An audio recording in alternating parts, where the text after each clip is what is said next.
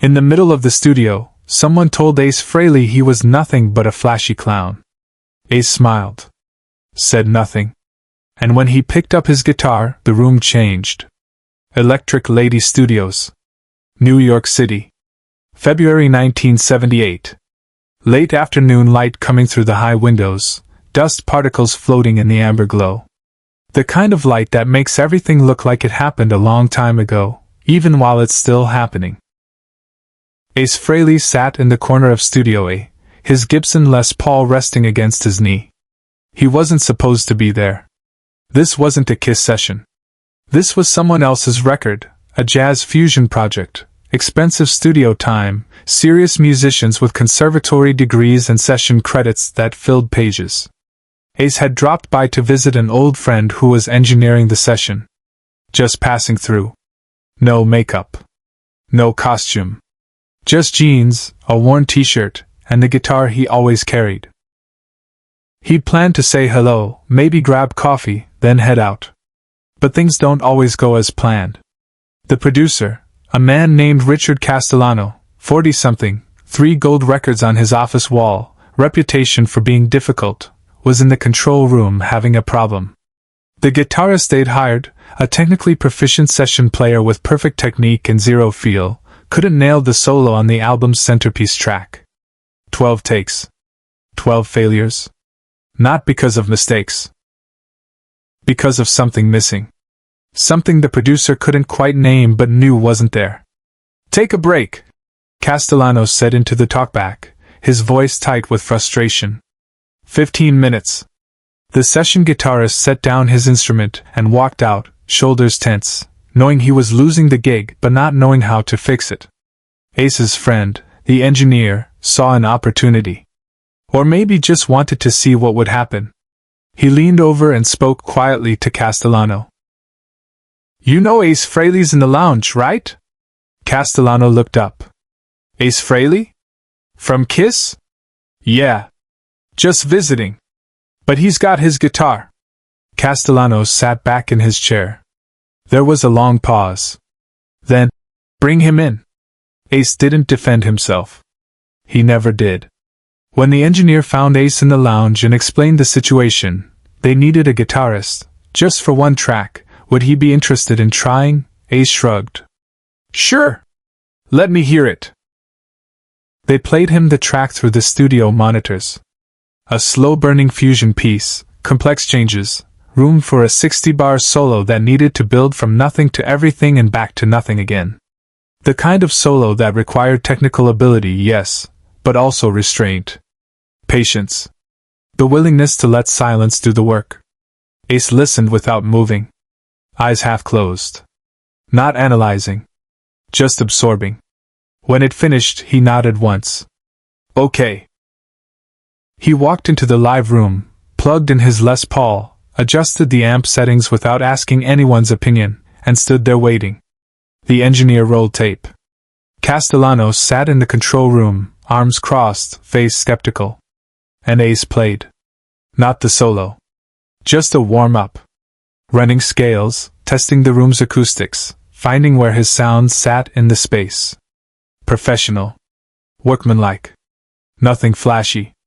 Castellano leaned forward and pressed the talkback button. "All right, Ace, whenever you're ready, we'll run it from the top. The solo section starts at 2 minutes in. You'll have about 90 seconds. We need something that—" "I heard the track," Ace interrupted quietly. "I know what it needs." Castellano paused. Then released the button. "Okay. Your call." They ran the track. Ace stood there, eyes closed, guitar hanging from his shoulder, waiting. The music built. 2 minutes in, the band dropped out, leaving just bass and drums holding the foundation. The space for the solo opened up like a door. Ace didn't rush through it. He let the first 4 bars breathe with nothing but 2 sustained notes. Then he started to build. Slow. Patient. Each phrase answering the one before it. Not showing off. Not proving anything. Just serving the song. In the control room, Castellano's arms uncrossed. He leaned closer to the monitors. The solo climbed. Ace's hands moved across the fretboard with economy. No wasted motion, no unnecessary flash. The sound was clean, precise, but underneath it was something else. Something the session player hadn't had. Feel. Soul. The thing that makes you stop whatever you're doing and listen. 90 seconds later, Ace brought it back down. The final note sustained, feeding back slightly, then fading as the band came back in. He opened his eyes. Lowered the guitar. Waited. The control room was silent. Finally, Castellano pressed the talkback. His voice was different now. Quieter. That was the take. We got it. Ace nodded. Cool. He unplugged, set the guitar down carefully, and started to head back to the lounge. Wait, Castellano said. Hold on. Come in here for a second. Ace walked into the control room. The engineer was grinning. The assistant engineer looked stunned. Castellano was staring at the tape machine like it had just performed a miracle. Play it back, Castellano said. They listened to the playback. It was better than it had sounded live. The way Ace had shaped the dynamics, the way he'd left space, the way each phrase built on the last, it was exactly what the track needed. Not despite its restraint, but because of it. When it finished, Castellano turned to Ace. That's going on the album. Exactly as is. No punch-ins, no edits. That's the solo. Ace shrugged. Glad it worked out. Then Castellano said something else. Something that, in any other circumstance, would have started a fight. But this was Ace Frehley, and fighting wasn't his style. You know, Castellano said, leaning back in his chair. When I heard you were here, I figured you were just a gimmick. The makeup, the theatrics. I thought you were just a showman. Not a real musician. The room went very still. The engineer's smile disappeared. The assistant engineer looked at the floor. Everyone waited to see how Ace would respond to being called, essentially, a fraud. A clown in a costume who got lucky. Ace looked at Castellano for a long moment. His face didn't change. No anger. No defensiveness. Just that same calm expression he always wore. Then he smiled. Not a big smile. Just a slight upturn at the corner of his mouth. Yeah, he said. I get that a lot. He turned to leave. Wait, Castellano said again. That came out wrong. What I meant was. I know what you meant, Ace said, still calm. It's cool. He reached the door. Then stopped. Turned back. You want to hear something? Castellano nodded, uncertain where this was going. Ace walked back to the live room, picked up his guitar, and plugged back in. He adjusted the volume slightly. Then looked through the glass at Castellano. No effects, Ace said. No distortion. Just the guitar. You said I'm just a showman? Let's see if that's true. Subscribe and leave a comment. Because some moments only make sense when we remember them together. He set the amp to clean. Pure, unprocessed guitar tone. The hardest setting to play on because there's nowhere to hide. Every note is naked. Every mistake is obvious. It's where guitar players go to prove they can actually play, stripped of all the tricks and production. Castellano leaned forward. This was a test, whether Ace had intended it that way or not. If Ace was really just a showman, all flash, no substance, this would expose it immediately. Ace started to play. Not a song. Not a riff anyone would recognize. Just pure improvisation. A melody that started simple and began to evolve, building on itself, each phrase more complex than the last. His fingers moved across the fretboard with absolute precision. Harmonics. Arpeggios. Techniques that take years to master, executed so smoothly they seemed effortless. He wasn't showing off.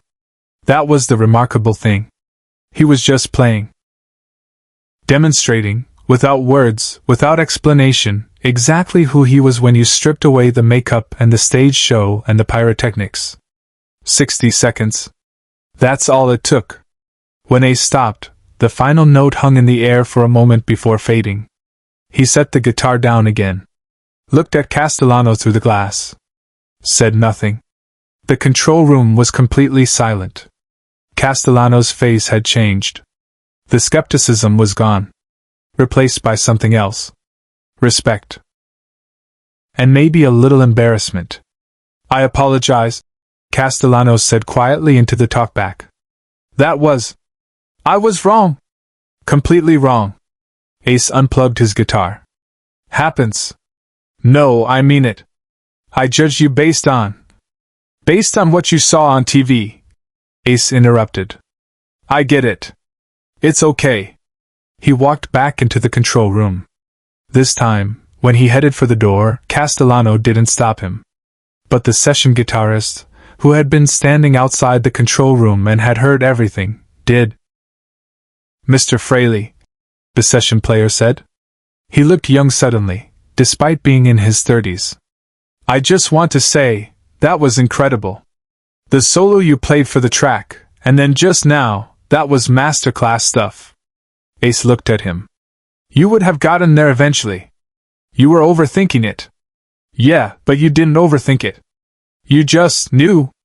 "That's because I've spent 20 years not thinking," Ace said.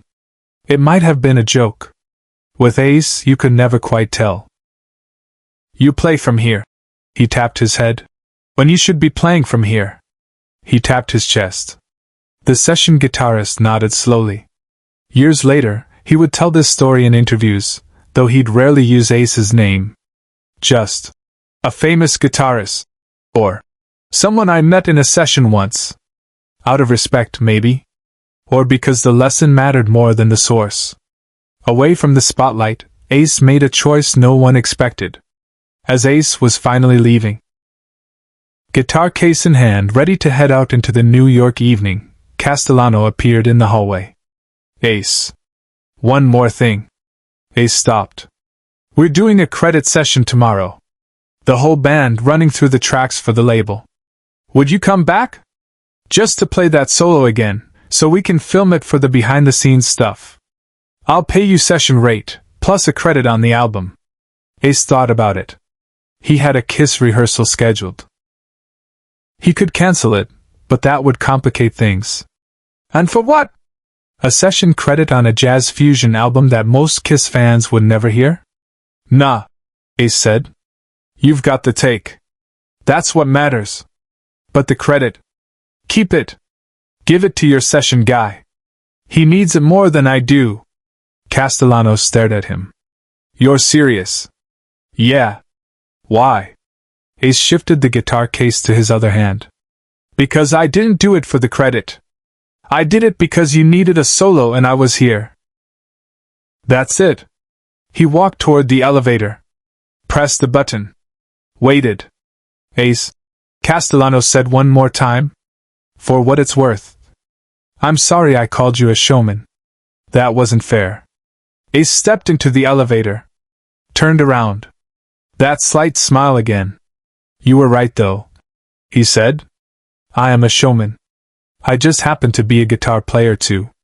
The doors closed. What followed silenced everyone in the room. The album came out 6 months later. The solo. Ace's 60-second improvisation that he nailed in one take became the most talked about moment on the record. Critics called it transcendent. Jazz magazines analyzed it.